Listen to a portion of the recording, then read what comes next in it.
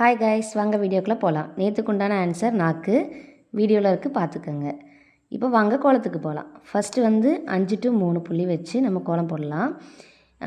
First 5, இடையில புள்ளி வச்சு 4, அதுக்கப்புறம் பார்த்துட்டிங்கன்னா மறுபடியும் இடையிலையே 3 புள்ளி வைக்கணும்.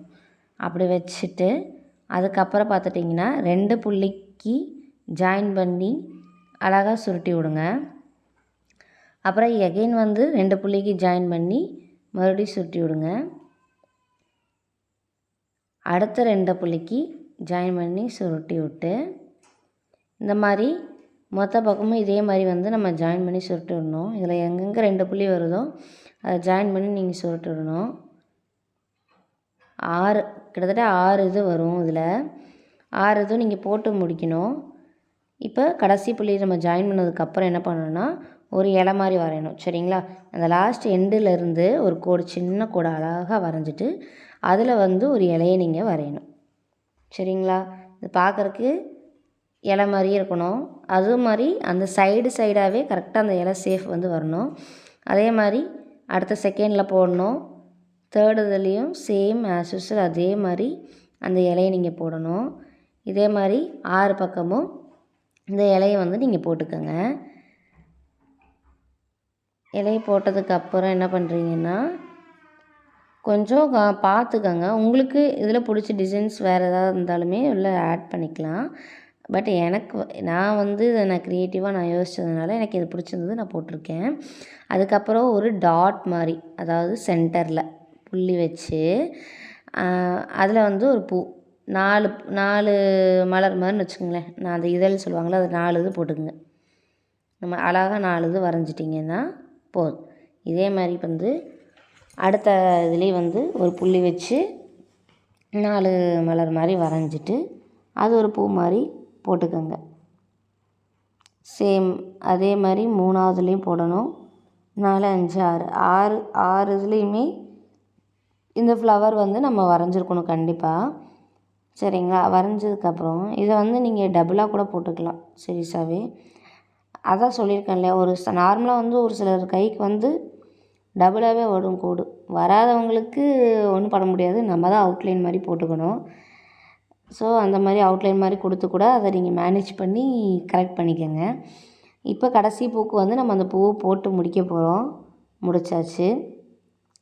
இப்போ நம்ம அடுத்து என்ன பண்ண போகிறோம் அப்படின்னா, அந்த லாஸ்ட்டில் அந்த இலைக்கு பக்கத்தில் மறுபடியும் ஒரு கோடு ஃபுல்லாக போட்டு அதை என்ன பண்ணுறீங்கன்னா நல்லா திக் லைனாக கொடுத்துக்கோங்க. ஒரு திக் லைனாக கொடுத்தீங்கன்னா உங்களுக்கு கொஞ்சம் அழகாக இருக்கும். சரிங்களா?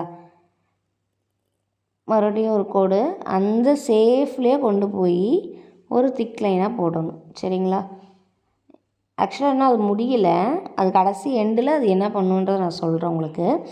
இதே மாதிரி 6 இதுலேயுமே இதே மாதிரி லேசாக ஃபர்ஸ்ட் போட்டுக்குங்க. அதுக்கப்புறம் எகெயின் திக் லைன் இல்லை டபுள் கோட் ஷேட் மாதிரி போட்டு இந்த இது சுற்றி வர்றதை நீங்கள் நல்லா ஃபினிஷ் பண்ணிவிடுங்க ஃபஸ்ட்டு. இப்போ நீங்கள் திக்காக போட்டனா தான் கொஞ்சம் அது அட்ராக்டிவாக தெரியும். சரிங்களா? அதனால் நீங்கள் அந்த மாதிரி போட்டுக்கோங்க. இது போட்டு முடித்ததுக்கப்புறம் என்ன பண்ணணும்னு நீங்கள் பார்த்தீங்கன்னா, சென்டரில் புள்ளிலாம் இருக்கா, அந்த புள்ளியில் இதுக்கு மூக்கு வரைஞ்சிடணும். ஒரு பறவைன்னு இருந்தால் அதுக்கு மூக்கு இருந்தால் தானே அழகாக இருக்கும். ஸோ அதுக்குண்டான மூக்கை நம்ம இப்போ வரைஞ்சிடலாம். இப்போ அதுக்கு ஆப்போசிட்லேயே இந்த புள்ளிலாம் இருக்கும், அந்த சுருள் பண்ணதுக்கு பக்கத்துலேயே. ஸோ அதெல்லாம் ஒரு முக்கோணமாட்டம் வரைஞ்சி அந்த பறவைக்கு ஒரு மூக்கை வரைஞ்சி விட்ருங்க. அப்போ தான் அது அழகாக இருக்கும் பார்க்குறதுக்கு. இப்போ எல்லா இடத்துலையும் சேம் அதே மாதிரி மூக்கை அழகாக வரைஞ்சிக்கோங்க. அதே மாதிரி இந்த 6 பறவைங்களுக்கும் அழகாக அதோட அழகை நீங்கள் வரைஞ்சிடணும். சரிங்களா? வரைஞ்சதுக்கப்புறம் என்ன பண்ணணும் அப்படின்னா, சென்டரில் ஒரு புள்ளி மட்டும் பேலன்ஸ் இருக்கா, அதை ரவுண்ட் பண்ணிக்கோங்க. ரவுண்ட் பண்ணதுக்கப்புறம் ஒரு ஹார்ட் ஷேப்பில் பூ வரைஞ்சிக்கலாம்.